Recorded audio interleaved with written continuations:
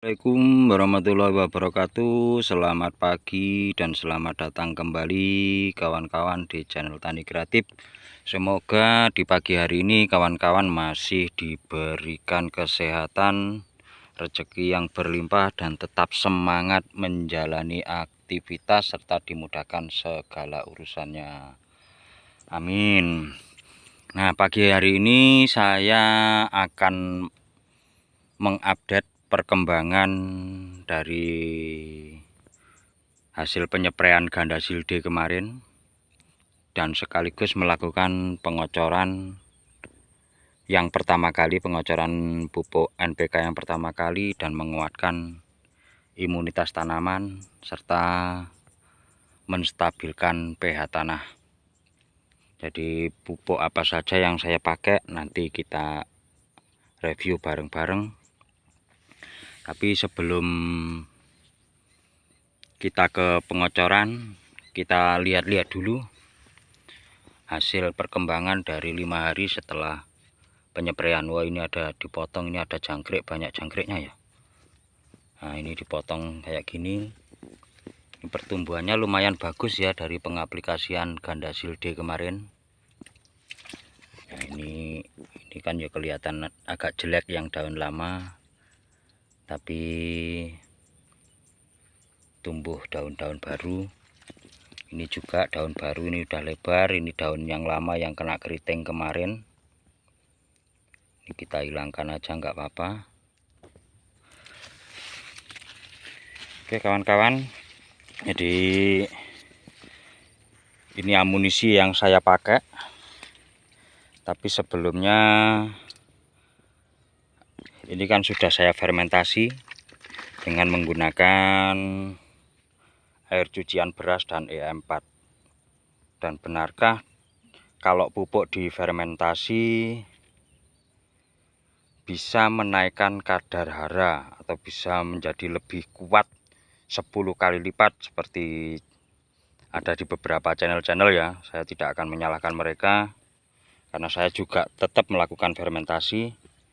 Tapi sebaiknya simak sebentar penjelasan saya ini. Oke kawan-kawan, di sini saya akan sedikit berbagi pengalaman ya tentang fermentasi pupuk kimia ini. Karena besok saya akan melakukan pemupukan, makanya ini saya fermentasikan dulu. Dan bahan-bahan yang saya gunakan ini tadi di angka 160. Untuk tangki saya itu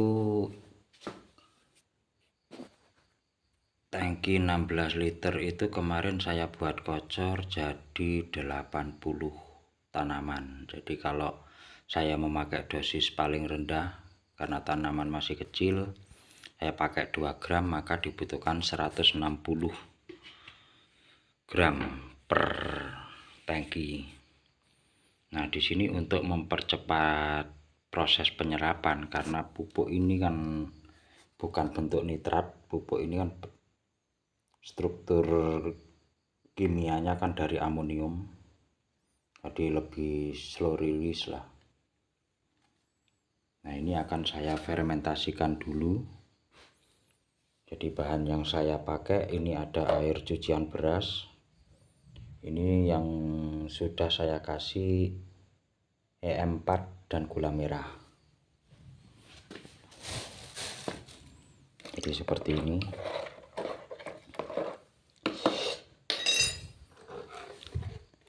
Nah, tiap satu gelas seperti ini atau 160 gram ini saya tambahkan dengan ramuan E4 ini sebanyak 2 gelas aqua seperti ini. Jadi besok untuk memudahkan penakaran atau dalam proses pengocoran. Nah, pertanyaan ada beberapa ini ya. Ada pertanyaan dari saya pribadi sebetulnya. Saya tanyakan ke PPL karena ini juga mengganggu pikiran saya, karena saya bukan di bidang biologi seperti ini. Saya tanyakan apakah kalau dicampur kimia, pupuk kimia EM4 ini bakterinya apa nggak mati, apa nggak sia-sia gitu.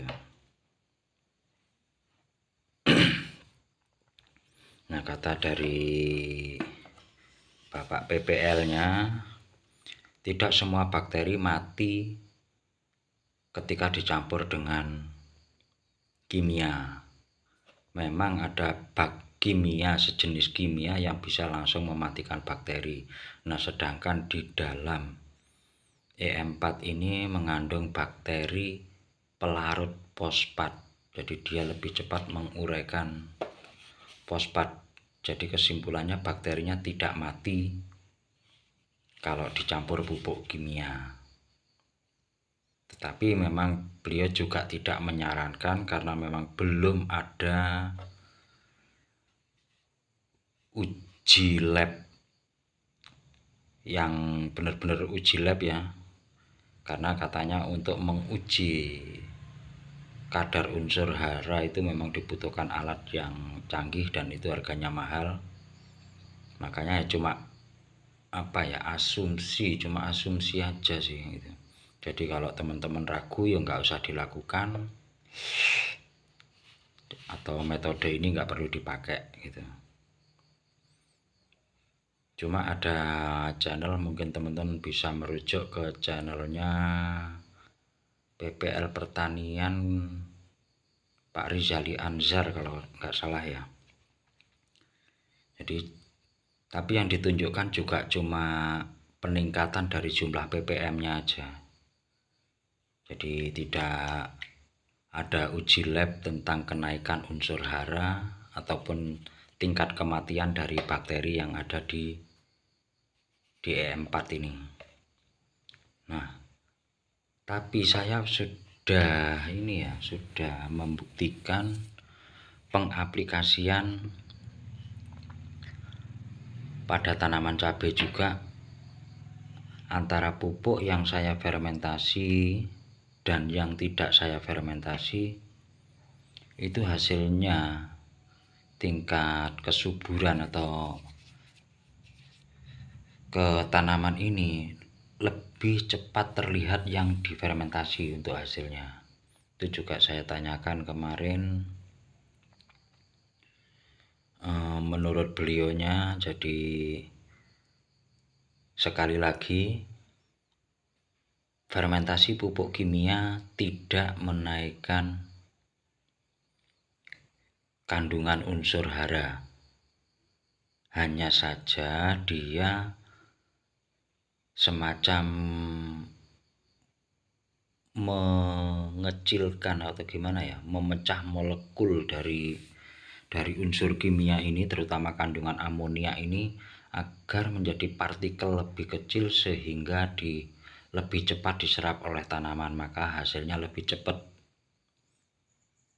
Jadi ya itu tadi, belum ada benar-benar pembuktian pencampuran antara EM4 dan pupuk kimia ini bisa menaikkan kandungan unsur hara. Jadi kalau ini NPK yang saya pakai 15-15, apakah dicampur EM4 nantinya bisa menjadi 16-16 atau mungkin unsur fosfatnya lebih ke 20, memang belum ada bukti uji labnya gitu.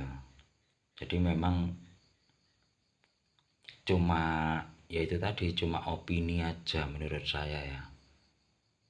Jadi kembali ke keyakinan teman-teman, hanya saja pembuktian di lapangan saya sendiri membuktikan setelah difermentasi itu tingkat serapannya lebih cepat.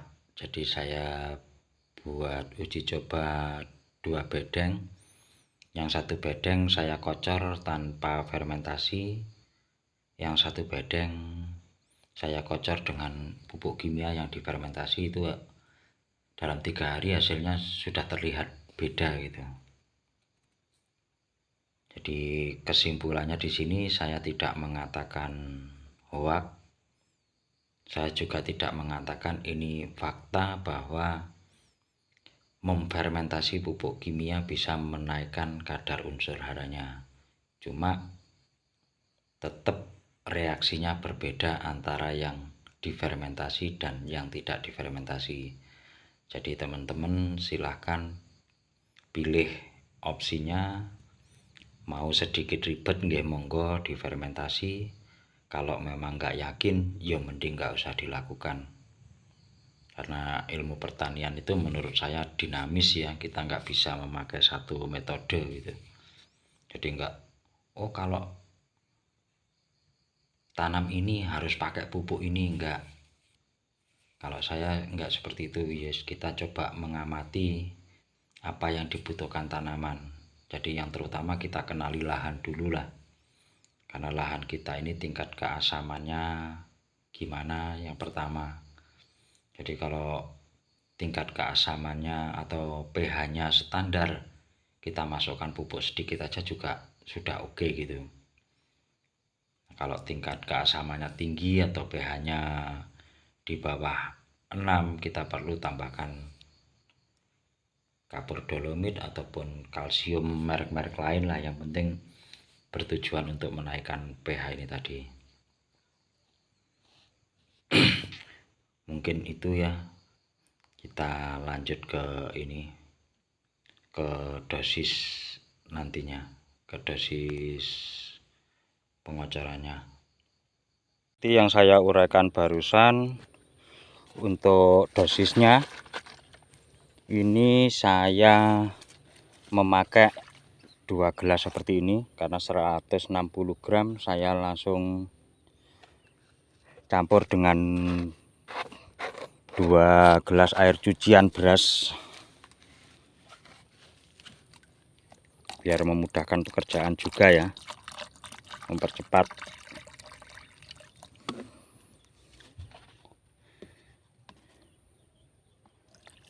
Langsung sini.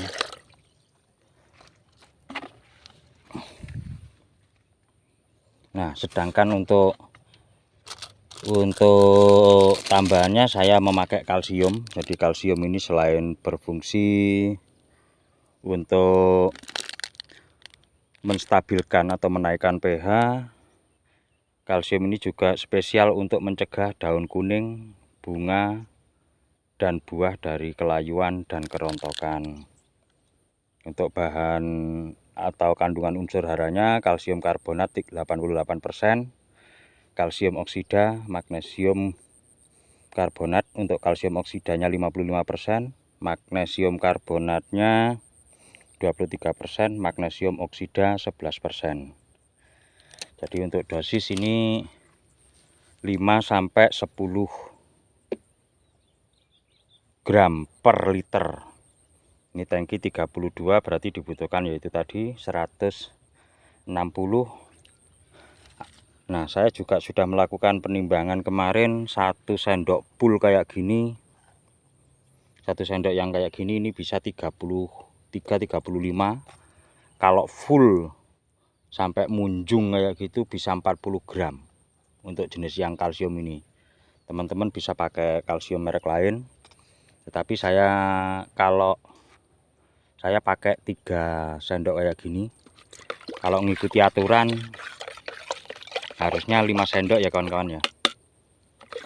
Tapi kita pakai irit-irit aja lah.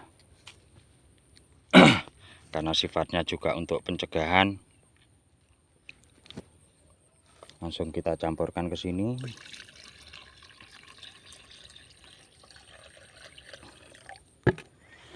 Nah, ini mumpung di musim hujan ini tetap kita perkuat kalsium ya kawan-kawan. Karena musim hujan ini sangat rawan, sangat rentan tanaman terkena layu, terkena busuk akar, busuk batang. Jadi penggunaan kalsium mungkin lebih saya naikkan.